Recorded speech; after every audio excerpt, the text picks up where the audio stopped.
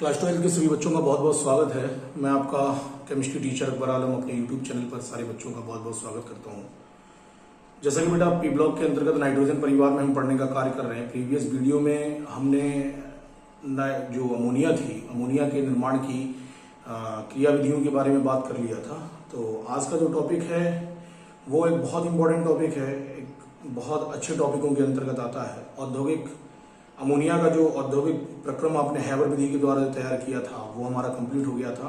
तो उसी क्रम में हम आगे बढ़ते हुए आज हमारा जो टॉपिक है वो आता है प्रमुख रूप से अमोनिया के अंतर्गत पाए जाने वाले गुणधर्म के बारे में। गुणधर्म मतलब अमोनिया कैसी रासायनिक अभिक्रियाओं को करने का कार्य करती है, किस प्रकार की भौतिक अभिक्रियाओं को प्रदर्शित करने का कार्य करती है। आज हमारा टॉपिक इस चीज के ऊपर है। इसमें आज हम भौतिक अभिक्रियाओं को भी देखेंगे, रासायनिक अभिक्रियाओं को भी देखने का काम करेंगे। बहुत इंपॉर्टेंट वीडियोस है, यूपी बोर्ड एग्जामिनेशंस का टॉप मोस्ट इंपॉर्टेंट वीडियोस है ये। तो सारे बच्चों से उम्मीद करता हूं कि सारे बच्चे इसको देखें। अगर अच्छा लगे वीडियो तो उसको लाइक करें, सब्सक्राइब करें, बेल आइकन का बटन दबा लें ताकि नोटिफिकेशन आप तक सही तरीके से पहुंचने का कार्य कर सकें। तो आइए हम वीडियो को स्टार्ट करते हैं, प्रारंभ करते हैं। देखिए बेटा, यहाँ पे सबसे पहली हेडिंग लिखी है गुणधर्म। गुणधर्म में सबसे पहली हेडिंग मैंने डाली भौतिक गुण। भौतिक गुण में इसके कुछ प्रमुख भौतिक गुण निम्नवत हैं। नंबर 1, यह एक रंगहीन तथा तीव्र गंध वाली गैस होती है। मैंने आपको केमिस्ट्री लैब में एक गैस सुनाई थी जिसको आपको सुनते ही साथ आंसू आने लगे थे। तो अमोनिया जो होती है बहुत तीक्ष्ण गंध वाली प्रमुख रूप से गैस होती है, जिसको सूंघने पर प्रमुख रूप से पाए जाने वाली जो आंखों से आंसू होते हैं वह प्रमुख रूप से आने का कार्य करते हैं। अगला आ जाइए, यह जल में बहुत अधिक विलय होती है। तो क्यों होती है ये जल में बहुत अधिक? इसलिए विलय होती है क्योंकि ये जल के अणुओं के साथ मिलकर प्रमुख रूप से अंतराणु हाइड्रोजन आबंध के निर्माण का क्या कर लेती है, कार्य कर लेती है। इसलिए जल के अंतर्गत प्रमुख रूप से बहुत अधिक मात्रा में विलय होती है। इसके बाद है इसका उच्च दाब। अगर इसको आप उच्च दाब पर अगर इसे प्रमुख रूप से आप रख दीजिए तो यह प्रमुख रूप से क्या होती है, द्रवित होने का कार्य करती है। इसका पठनांक कितना होता है, -33.5 होता है। गलनांक प्रमुख रूप से -78 डिग्री सेंटीग्रेड होता है। अगले टॉपिक पे आते हैं। नेक्स्ट टॉपिक हमारा जो आता है वो है इसके वाष्पन। इसके वाष्पन की गुप्त ऊष्मा का जो मान होता है, इसके वाष्पन की प्रमुख रूप से पाई जाने वाली गुप्त ऊष्मा का जो मान होता है वो 1.38 किलोजूल होता है।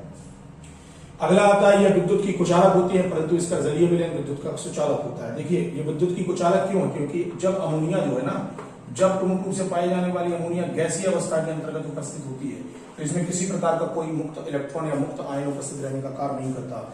लेकिन जब इसका जलीय विलयन बनाते हैं ना, तो जलीय विलयन के अंतर्गत प्रमुख रूप से क्या बन जाता है, NH4Cl अमोनियम क्लोराइड बन जाता है। अमोनियम क्लोराइड जो होगा इसमें प्रमुख रूप से पाया जाने वाला NH4+ होता है और Cl- जो होता है उपस्थित रहने का कार्य करता है। तो आयनों की उपस्थिति के कारण प्रमुख रूप से पाई जाने वाली जो अमोनिया होती है ना, अमोनिया का प्रमुख रूप से जलीय विलयन विद्युत का सुचालक हो जाता है, क्योंकि इसमें मुक्त इलेक्ट्रॉन मुक्त आयन उपस्थित रहने का कार्य करते हैं। और गैसीय अवस्था में कोई भी मुक्त इलेक्ट्रॉन या मुक्त आयन उपस्थित नहीं होता है, इसलिए इसके अंतर्गत प्रमुख रूप से विद्युत धारा का प्रवाह का कार्य नहीं किया जाता है। चलिए आगे आते हैं। लिखा है द्रव अवस्था में यह एक अच्छा सुचालक है। बिल्कुल सही बात है, द्रव अवस्था में ये बहुत अच्छे सुचालक के रूप में क्या करता है, कार्य करता है। रासायनिक गुण में आते हैं जो बहुत इंपॉर्टेंट है इस वीडियो का।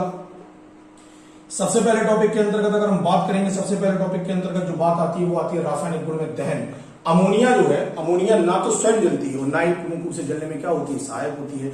इसको यदि आप ऑक्सीजन की उपस्थिति में प्रमुख रूप से जलाने का कार्य करोगे तो ये पीली लौ के साथ जलने का कार्य करती है। पीली लौ के कारण क्यों जलने का कार्य कर रही, क्योंकि इसमें जो है वो प्रमुख रूप से दहन की क्रिया के फलस्वरूप नाइट्रोजन गैस जो होती है वह प्रमुख रूप से बनने का क्या करती है, कार्य करती है। नाइट्रोजन गैस की उपस्थिति के कारण ये पीले रंग की लौ के साथ जलने का क्या करती है, कार्य करती है। देखिए अभिक्रिया कराई हमने NH3 की अभिक्रिया जो है, ये देखिए अमोनिया की अभिक्रिया प्रमुख रूप से ऑक्सीजन के साथ हमने कराई। इस अभिक्रिया के फलस्वरूप नाइट्रोजन गैस बनी, जो पीले रंग की लौ बन रही ना इसी गैस से बनती है और जल के अणु जो होते हैं वह प्रमुख रूप से मुक्त होने का कार्य करते हैं। अगला आइए तापीय स्थायित्व के बारे में बात करते हैं। तो तापीय स्थायित्व का मतलब, यदि आप प्रमुख रूप से अमोनिया को 1700 डिग्री सेंटीग्रेड टेम्परेचर पर गर्म कर देते हो तो ये अपने तत्वों के रूप में टूट जाती है, मतलब नाइट्रोजन और हाइड्रोजन के रूप में टूटने का क्या करती है, कार्य करती है।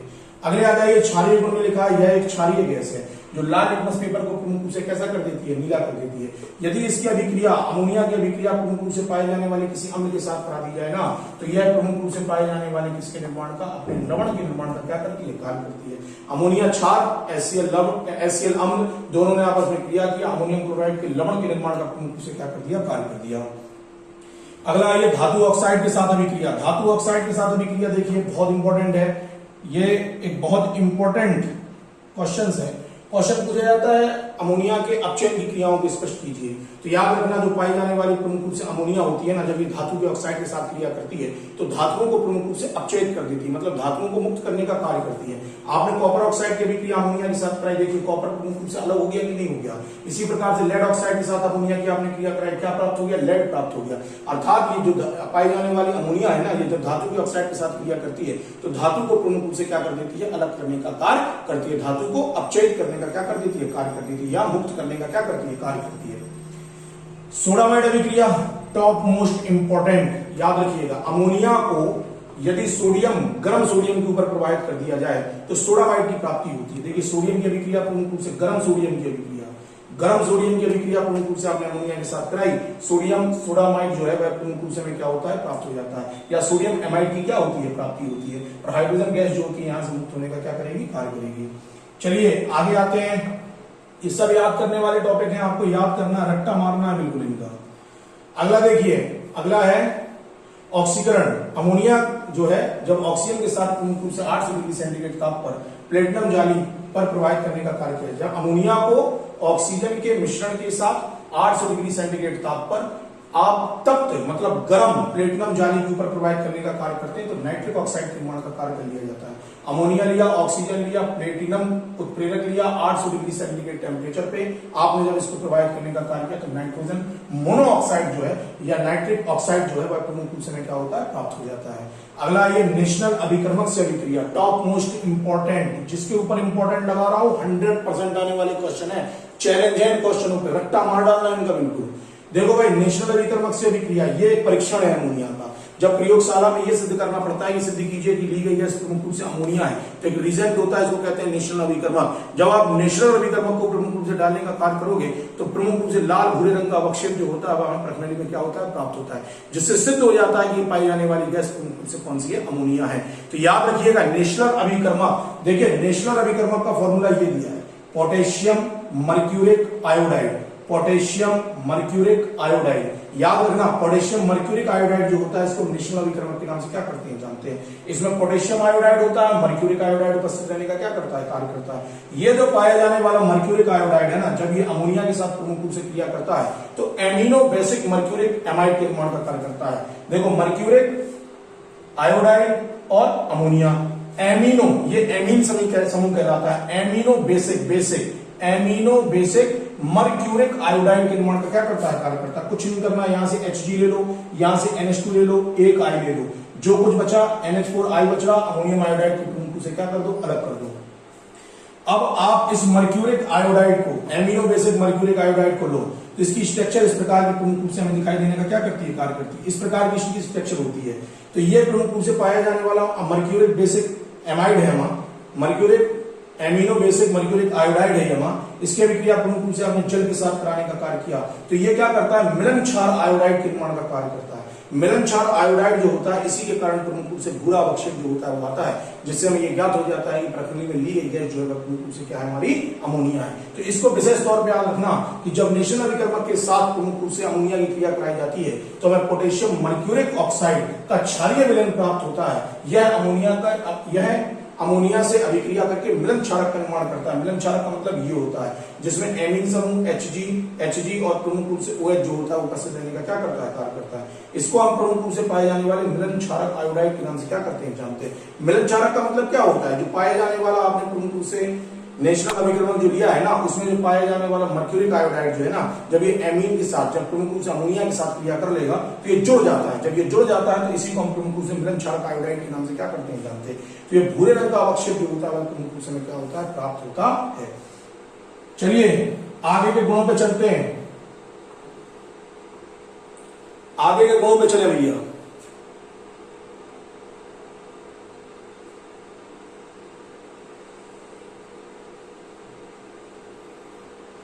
चलो इसको देखिए,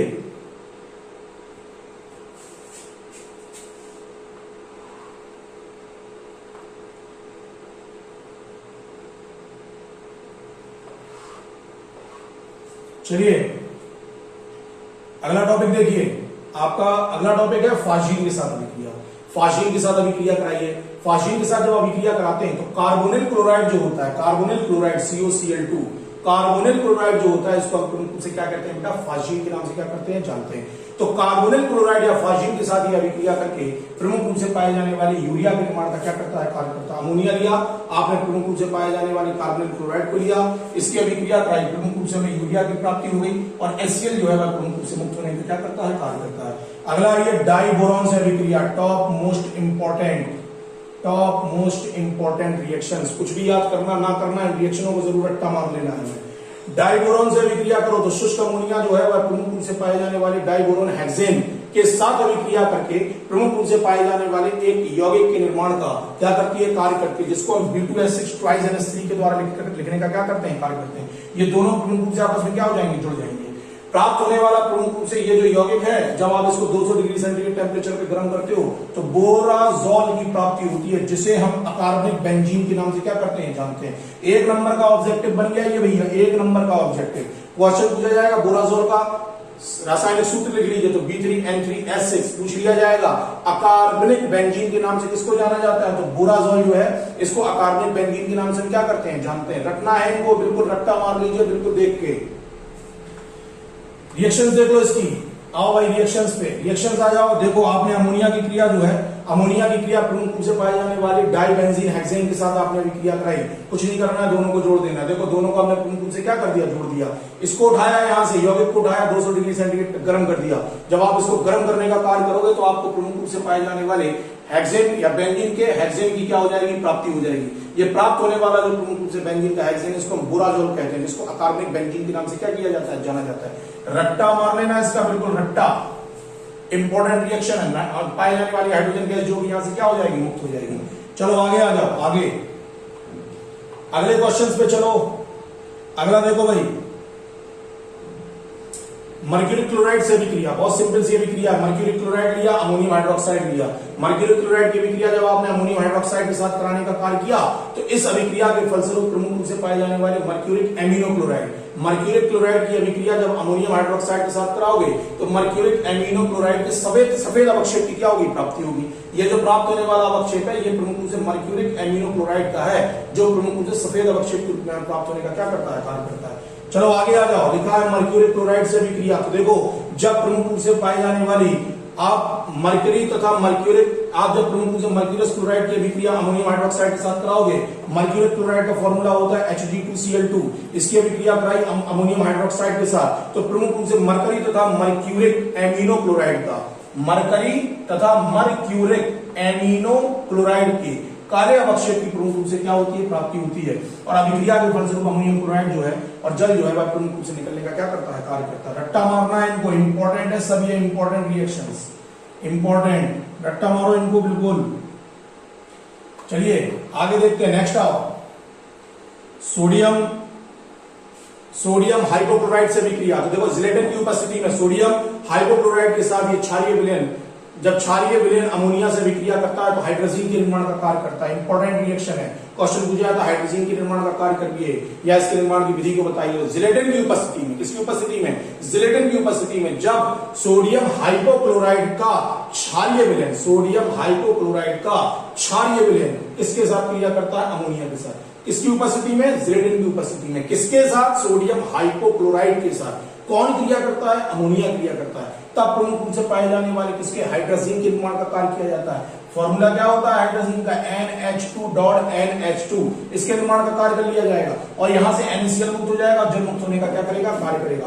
important, very very most important reaction से हाइड्रोजन के निर्माण की क्रिया बहुत पूछी जाती है।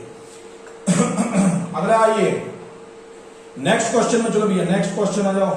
अगले क्वेश्चन में आप देखो लिखा है CO2 के साथ अभिक्रिया। अब CO2 के साथ लिखना है भैया, तो आपने लिखा द्रव अमोनिया और द्रव कार्बन डाइऑक्साइड से उच्च दाब पर अभिक्रिया करके अमोनियम कार्बोनेट के निर्माण का कार्य किया जाता है, जो 130 से 150 डिग्री सेंटीग्रेड ताप पर 35 वायुमंडलीय दाब में यूरिया में परिवर्तित होने का क्या करता है, कार्य करता है। पहले तो अभिक्रिया कराओ, अमोनिया की अभिक्रिया कार्बन डाइऑक्साइड के साथ, कितने वायुमंडलीय दाब पे, 30 वायुमंडलीय दाब पे।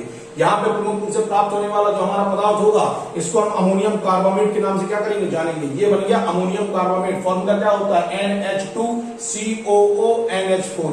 ये आपका प्रमुख रूप से पाए जाने वाले अमोनियम कार्बोनेट की प्रमुख रूप से कार्बोमेट, अमोनियम कार्बोनेट के निर्माण का कार्य हो गया। अब इसको लो 135 डिग्री सेंटीग्रेड से 150 डिग्री सेंटीग्रेड टेम्परेचर पे 35 एटमॉस्फेयर दाब पे आप इसको प्रमुख रूप से गर्म कर दीजिए तो यहां से किसकी प्राप्ति हो जाएगी, यूरिया की प्रमुख रूप से क्या होती है, प्राप्ति होती है। Top most very most important question, carbon dioxide के साथ अमोनिया की क्रिया, बिल्कुल याद करना है, रट्टा मारना है, इनका और कोई उच्चारण में नहीं होता। चलो भाई आगे आओ, आगे अगला है, हो गया। इसके बाद देखो नेक्स्ट अमोनिया के परीक्षण, अमोनिया का परीक्षण। तो अमोनिया क्या करती है, लाल लिटमस पेपर को नीला कर देती है क्योंकि इसकी प्रकृति क्षारीय होती है। यह शांत एसिड के साथ क्रिया करके अमोनियम क्लोराइड के गहरे धुएं के निर्माण का कार्य करती है। जब टेस्ट कराऊंगा प्रैक्टिकल में तो बताऊंगा अमोनिया के ऊपर ऐसे आप जब प्रमुख रूप से पाए जाने वाले क्लोरीन से भीगी हुई रॉड को लेके जाओगे ना तो सफेद रंग का गहरा धुआं जो होता है प्रमुख रूप से निकलने का क्या करता है, कार्य करता है। इससे यह सिद्ध होता है कि पाई जाने वाली गैस प्रमुख रूप से क्या है, अमोनिया है।